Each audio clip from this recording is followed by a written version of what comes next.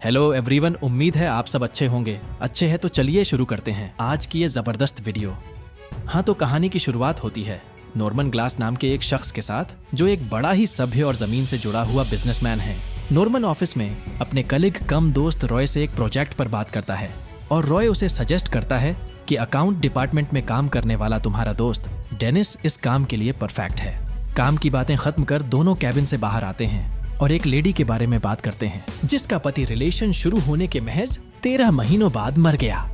इसी बीच बाहर रिसेप्शन पर एक महिला आती है और नॉर्मन की बातें सुनकर उसके कैबिन का रास्ता पूछती है। रिसेप्शनिस्ट भी अपना काम करती है और उसे अंदर का रास्ता बता देती है। ये महिला अंदर गई और नॉर्मन की टेबल पर पड़ी एक महिला की तस्वीर उठाकर अपना हुलिया उसके जैसा बना लेती है। इसके बाद जब नॉर्मन ऑफिस में पहुंचा तो जनाब इसकी खूबसूरती में मानो खो से गए। ये महिला अपना नाम एडी बताती है। अब 1 साल का समय स्किप होता है और हम देखते हैं कि नॉर्मन और एडी शादी कर चुके हैं और आज उनकी एनिवर्सरी है। दोनों अपने दोस्त डेनिस और बारबरा के साथ एनिवर्सरी सेलिब्रेट कर रहे थे। संयोग से आज डेनिस और बारबरा की भी शादी की एनिवर्सरी है। चारों जन खूब मजाक मस्ती करते हैं और आखिरकार सेलिब्रेशन खत्म होता है। लेकिन एडी और नॉर्मन का सेलिब्रेशन अभी खत्म नहीं हुआ था। दोनों रूम में जाते हैं जहां पहले तो एडी नॉर्मन से अपने प्यार का इजहार करती है और फिर दोनों के बीच जमकर रोमांस होता है। इसके बाद रात के करीब 3 बजे जब नॉर्मन की आंख खुली तो उसने पाया कि एडी बेड पर नहीं है। अब संशय में पड़ा हुआ नॉर्मन एडी को ढूंढने नीचे गया, जहां उसने पाया कि एडी कंप्यूटर पर कुछ काम कर रही है। नॉर्मन चुपके से उसके पीछे गया और एडी की नेक पर किस करने की ट्राई करता है, लेकिन उसकी नेक पर जीभ लगाते ही नॉर्मन चिल्लाते हुए दूर हटता है और कहता है कि तुम्हारी गर्दन में किसी मरे हुए इंसान जैसी बदबू क्यों आ रही है। बेचारे ने सच में ऐसी ही बदबू महसूस की थी, इसीलिए सीधा बोल दिया।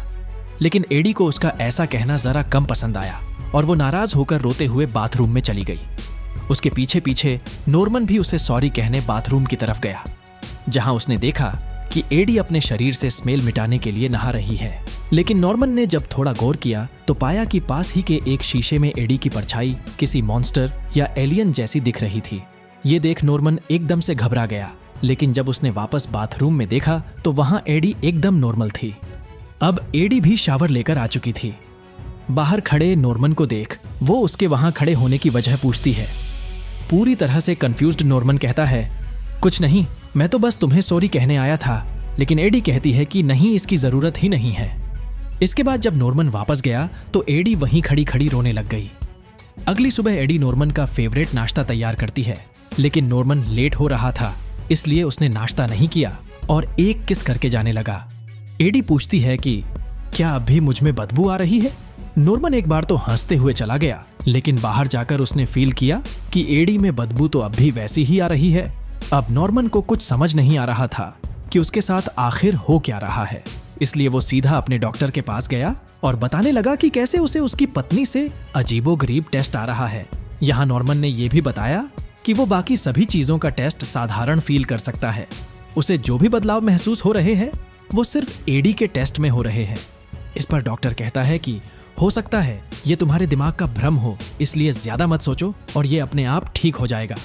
इसी शाम नॉर्मन अपने दोस्त डेनिस के घर पहुंचता है, जहां बारबरा उसे बताती है कि डेनिस लास्ट नाइट उसे छोड़कर चला गया है।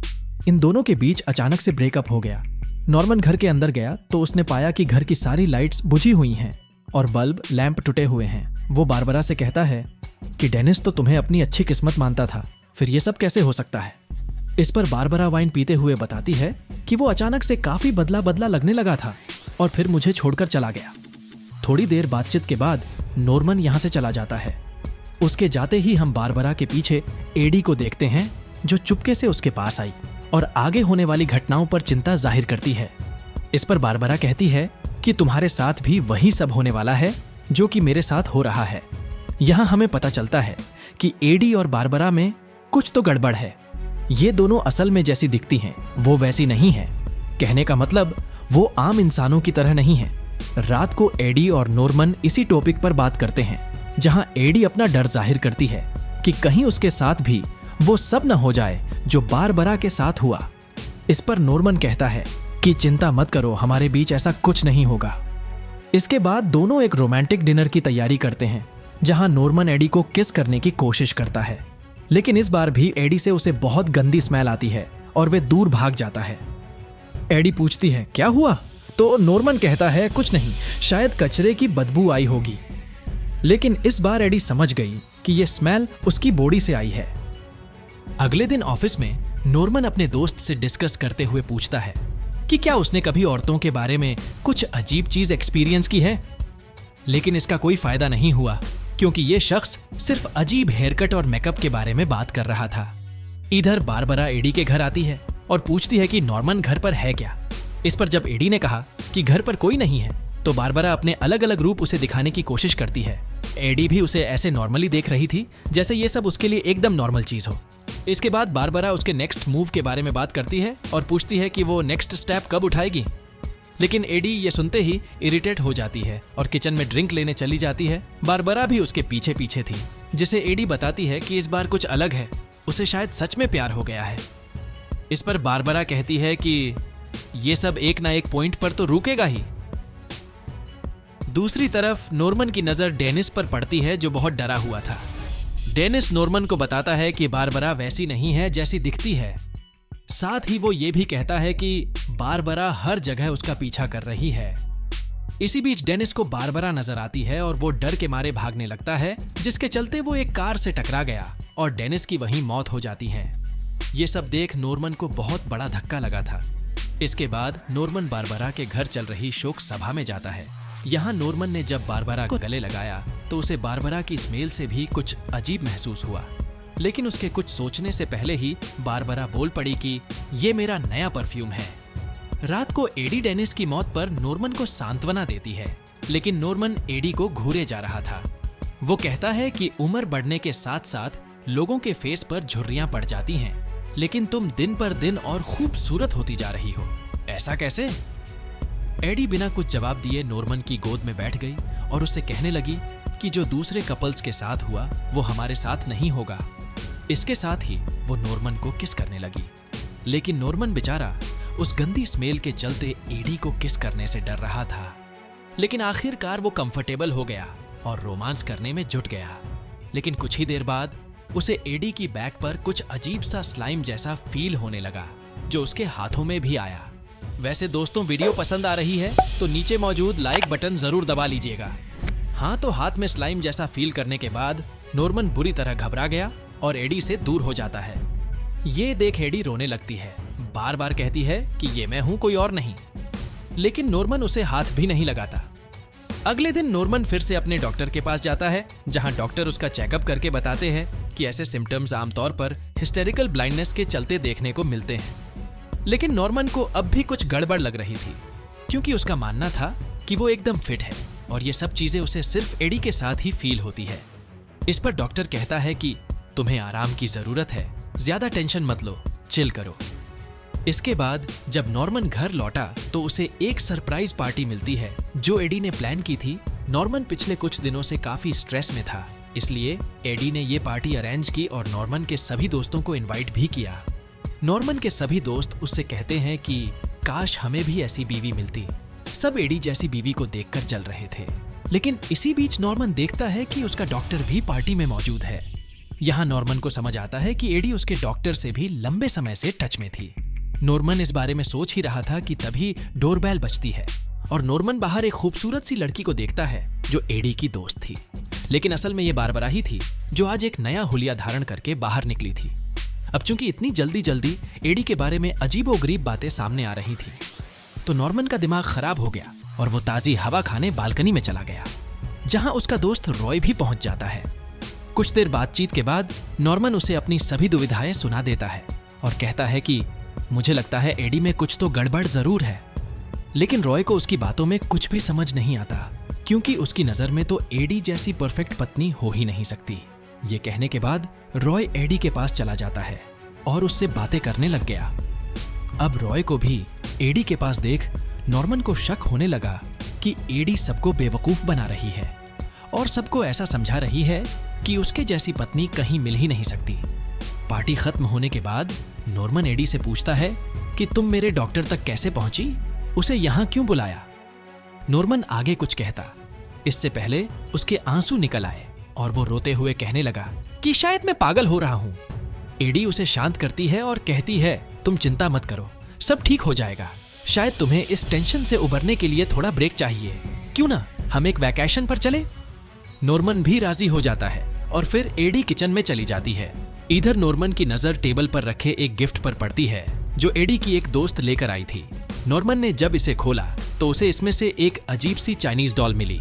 नॉर्मन ने जब इसे खोला तो उसने पाया कि इस डॉल के अंदर लेयर बाय लेयर अनेकों डॉल्स पैक की हुई है। वो इसे चेक कर ही रहा था कि तभी उसे किचन की तरफ एक मॉन्स्टर की परछाई दिखाई देती है। ये वैसी ही परछाई थी जैसी कि उसने एडी नहाते समय बाथरूम में देखी थी। ये देख घबराए नॉर्मन के हाथ से टॉय छूट गया और वो दौड़कर किचन में गया, लेकिन यहाँ कोई और नहीं बल्कि एडी ही थी। इस बार की अजीबोगरीब घटना ने नॉर्मन को बुरी तरह से डरा दिया। नॉर्मन वापस सोफे पर जाकर फूट फूट कर रोने लगा क्योंकि उसे लग रहा था कि वो धीरे धीरे पूरी तरह से पागल हो रहा है। हालांकि एडी जानती थी कि नॉर्मन का दिमाग बिल्कुल ठीक था। जो कुछ भी हो रहा था वो सब उसकी सच्चाई के चलते हो रहा था। अब एडी को भी बुरा लगने लगा और वो रोते हुए ऊपर रूम में चली गई। जब एडी ऊपर जा रही थी तो उसके पैरों से नॉर्मन एक बार फिर किसी चिपचिपे स्लाइम जैसी आवाज सुनता है, लेकिन उसे अब भी लग रहा था कि उसका दिमाग ही खराब है। एडी तो एकदम सही है। अब वो शांत होकर एडी के पास जाता है और उसे अपनी पागलपंती के बदले में सॉरी भी कहता है। रूम में अंधेरा देख नॉर्मन पूछता है कि तुम अंधेरे में क्यों हो, लाइट जला लो। लेकिन इस पर एडी जवाब देती है कि मैं नहीं चाहती कि तुम्हें मेरा असली चेहरा देखें। नॉर्मन इस पर ज्यादा ध्यान नहीं देता और स्विच ऑन करता है, लेकिन यहाँ उसे पता चलता है कि रूम की सभी लाइट्स फूट चुकी है। ये देख नॉर्मन को बारबरा का घर याद आता है जब डेनिस उसे छोड़कर गया। वहां भी इसी तरह अंधेरा था और सभी लाइट्स टूटी हुई थी। अब नॉर्मन को घबराहट होने लगी। उसने एडी से पूछा कि मुझे सच सच बताओ, ये सब क्या हो रहा है? एडी दुखी मन से बताती है कि अब जो कुछ भी तुम्हें पता चलेगा उसके लिए मुझे माफ कर देना, क्योंकि मैं अपनी फितरत को बदल नहीं सकती। मेरी हकीकत यह है कि मैं कोई इंसान नहीं हूं, लेकिन इंसानों का रूप जरूर ले सकती हूं। किसी भी रूप में 1 साल बिताने के बाद धीरे धीरे मेरी बॉडी वापस अपना असली रूप लेने लगती है। इसीलिए तुमने मेरे शरीर से वो अजीबोगरीब गंध महसूस की थी, लेकिन मैंने सोचा इस बार मेरा सच्चा प्यार मुझे बचा लेगा। लेकिन ऐसा कुछ नहीं हुआ और आज मेरा समय पूरा हो ही गया। ये बताने के बाद एडी खिड़की से आ रही रोशनी की तरफ जाती है और तब नॉर्मन को उसका असली चेहरा नजर आता है, जो चिपचिपा जेली जैसा बहुत ही गंदा था। एडी असल में कोई इंसान नहीं बल्कि किसी दूसरे प्लेनेट से आई हुई एलियन है, जो हर 1 साल बाद अपना रूप बदलती है और हर 1 साल बाद अपना नया पार्टनर भी ढूंढती है। नॉर्मन अपनी खूबसूरत सी बीवी का ये भयानक रूप देख बुरी तरह चिल्लाने लगा और भागने की कोशिश में जुट गया, लेकिन एडी उसे पकड़कर समझाने की ट्राई करने लगी, क्योंकि वो अब भी नॉर्मन से उतना ही प्यार करती थी।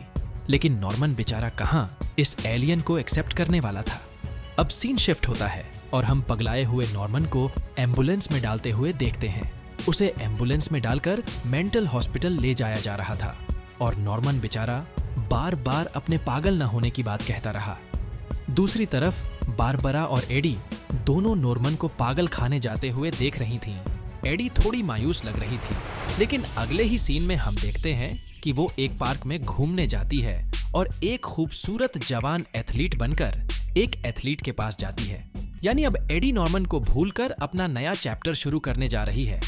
इसी के साथ कहानी की हो जाती है एंडिंग। अब इस एथलीट के साथ क्या हुआ, एडी का ये सिलसिला कब तक चला, क्या इसका कोई अंत भी हुआ या नहीं, सब बातें जानने के लिए कमेंट्स में पार्ट 2 जरूर लिख दीजिएगा, क्योंकि अभी जो समरी हमने देखा वो द आउटर लिमिट्स नामक वेब सीरीज का सिर्फ एक एपिसोड था। उम्मीद है वीडियो आपको पसंद आई होगी। मिलते हैं अगली ऐसी ही जबरदस्त वीडियो के साथ। तब तक के लिए आप चैनल पर सब्सक्राइब कर हमारी अन्य वीडियोस के साथ एंजॉय कर सकते हैं। धन्यवाद।